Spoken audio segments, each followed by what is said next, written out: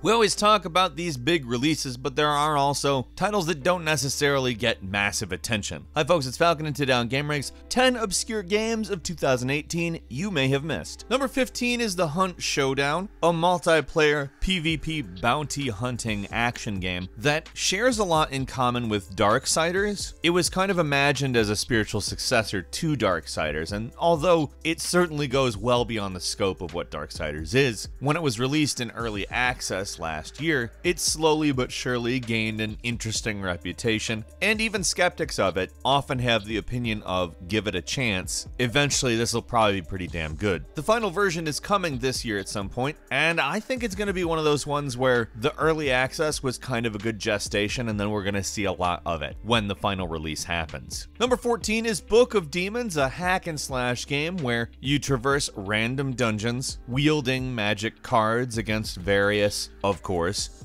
demons. It's got a really great visual style that reflects a lot of the framework. It's sort of got this pop-up book look to it, and to have a sort of tactical card style hack and slash is just, it's different. And when I say that, I mean it in the best possible way, because honestly, it's kind of like Diablo, but very removed from the mechanics in some ways, and yet utterly familiar in others. It's really just a good game. It was released very, very late in 2018. Give this one a shot. I really enjoy it. Number 13 is Maelstrom, and this is a game you gotta try. Like, it's a naval battle royale game, and it doesn't just bring you ship versus ship battle royale oriented stuff.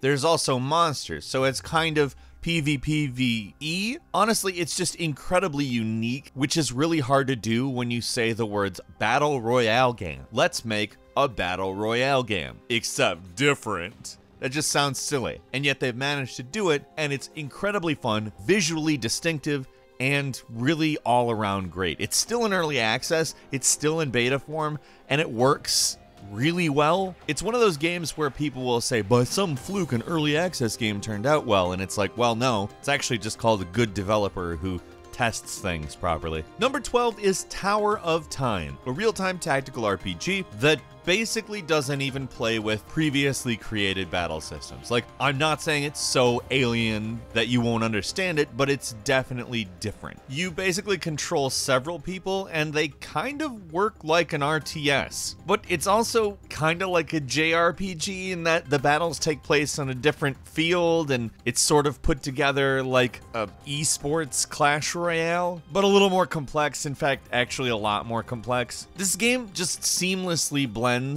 so much stuff though, that sometimes it's hard to imagine people not genre mixing more. But then you have to remember it takes a lot of skill to do it this well, and I really think you need to try it. It came out last year, but it's been more recently getting attention, and frankly it deserves it. Number 11 is Lethal League Blaze, a fighting game played by bouncing a ball around a stage with a sort of Jet Set Radio oriented visual style, and the music from the guy who did the Jet Set Radio music, which is perfect. Frankly, this game is super different. It's not very old. It came out back in October, but it's gained a massive amount of steam the last couple months, and I think that this year is going to be one where it becomes bigger, partly because it's just one of the most massively different fighting games. But I mean, keep in mind it is a sequel. I don't know, this is a game you need to try out. It's so unique and just beyond fun. It's kind of everything I liked about the types of games that were thrown out there on the Dreamcast, which means creative and different and still super concerned with being fun. So when it goes multi-platform this year, hits PS4, Xbox One, and Nintendo Switch, get it? It's gonna be huge. I can't wait to play the hell out of it on the Switch personally, and I'm excited. Number 10 is Bendy and the Ink Machine, a puzzle action horror game set first person that's basically intended to make you hate cutesy old cartoons by making them terrifying. It takes place in an abandoned animator's workshop, and it's terrifying. It genuinely is terrifying. It's more recently been released on consoles and mobile, and it's been picking up steam. It's a good game. It's a weird game, but I think you'll like it if you give it a shot. Number 9 is Kenshi, a squad-based free-roaming RPG without a linear story, instead more intended as an open-ended, vast, alien experience where anything can happen. The world is really kind of a nightmare, and it's kind of oriented towards RTS-style gameplay, but not full-blown, because there's a lot of free-roaming and development elements. There's a lot of different classes of character, and really it's just a different thing. There's also a free demo for this one, so if you want to give it a shot, I'd recommend it. It's not for everybody, it's a different thing, but keeping that in mind, it's a very well-reviewed game. People back this one up, and I would say try out that demo. I think you'll enjoy it. Number 8 is The Red Strings Club, a cyberpunk narrative experience with some incredibly detailed, well-animated pixel art that will remind you of games past without being explicitly derivative, even in visual style. There's a lot of very modern elements to what you're looking at, while giving you this beautiful cyberpunk world where a lot of impersonating people on the phone is used to go against a large-scale conspiracy. I won't go into it, it's a narrative experience. That's really something that is important to not spoil when that's the bulk of the game, but I gotta recommend it. I really enjoy it. It's beautiful, fun, well-written, very interesting. Try it. Number 7 is Graveyard Keeper, a game that we've actually covered a few more times. It's in a lot of ways kind of like Harvest Moon, except for with dead people. It's like a business sim with dead people. You basically have to figure out what you're doing with a bunch of dead bodies, and that means throwing some of them in the river, respecting some of them, selling stuff from some of them. I mean, it's that. There's a lot of ethical dilemmas in this game, but at the same time, because of those ethical dilemmas, there's a lot of humor just inherent in the game. There's stuff you'll do in this game that you would never do in real life. Period. Number 6 is Parkitect, which is a business sim that brings us back to one of my favorite type business sim games. See, I'm one of these people who absolutely loved the old school theme park game. And I don't mean the derivatives of it, I mean the old school, goofy, silly theme park games. This is that. And it builds on the ideas in just every way. There's so much more you can add to your parks in this game that it's beyond even child me's wildest dreams playing theme park on MS-DOS way back in the day. The new features like Funavision, where you get to sort of see where people are enjoying themselves and where they aren't, they're brilliant too.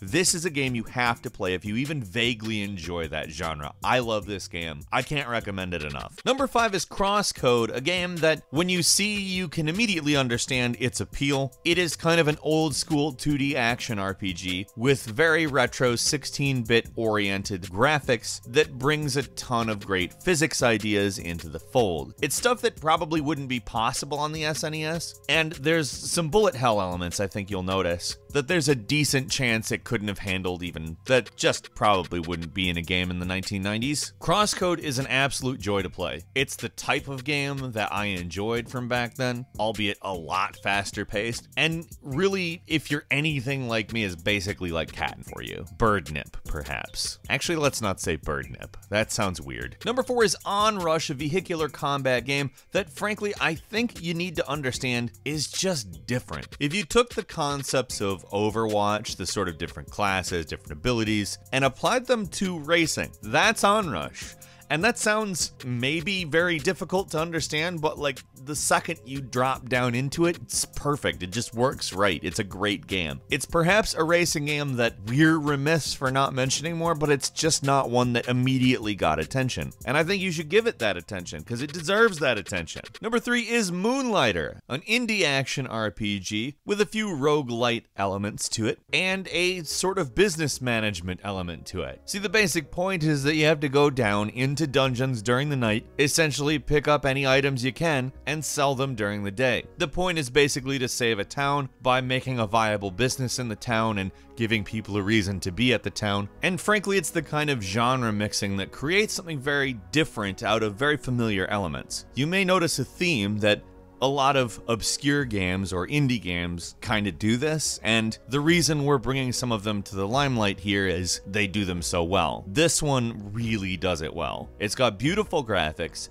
it's got a fun environment, and basically every system in it is sound and really fun to use. Number 2 is Wreckfest, kind of a spiritual successor to Destruction Derby that also bills itself as a cross between that and a game called Flatout. It actually depends more on Flatout than Destruction Derby, but I'm less familiar with that than Destruction Derby, and I detect the Destruction Derby influences everywhere. So I'm guessing that Flatout is probably a game that if you like, you probably should check this out because they did very well with it regards to Destruction Derby, which is of course vehicular combat oriented.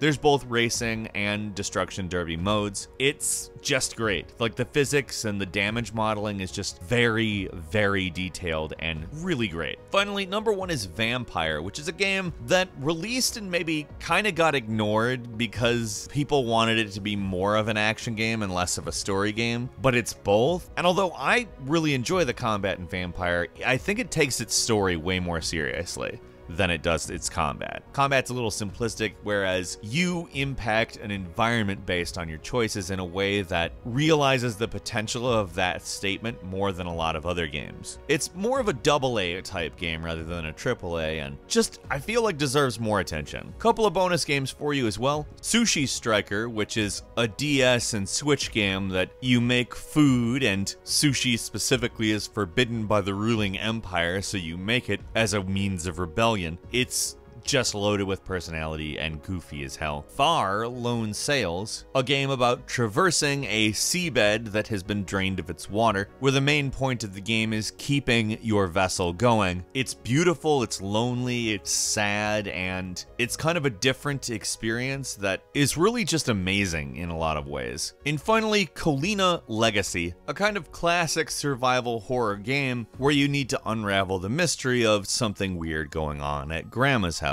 There's a lot of elements of, like I said, classic games as well as escape room type games, which works out really well, and it's definitely worth giving a shot. Are there any obscure games, and they could be kind of obscure or very obscure, that you think are worth people trying out? Leave us comments, the suggestions, check them out down there in the comments, and if you like this video, click like. If you're not subscribed, now's a great time to do so. We upload brand new videos every day of the week, and the best way to see them first is, of course, a subscription. So click subscribe, and don't forget to click the alarm bell. As always, thank you very much for watching this video. I'm Falcon. You can follow me on Twitter at Falcon the Hero. We'll see you next time right here on GameRanx.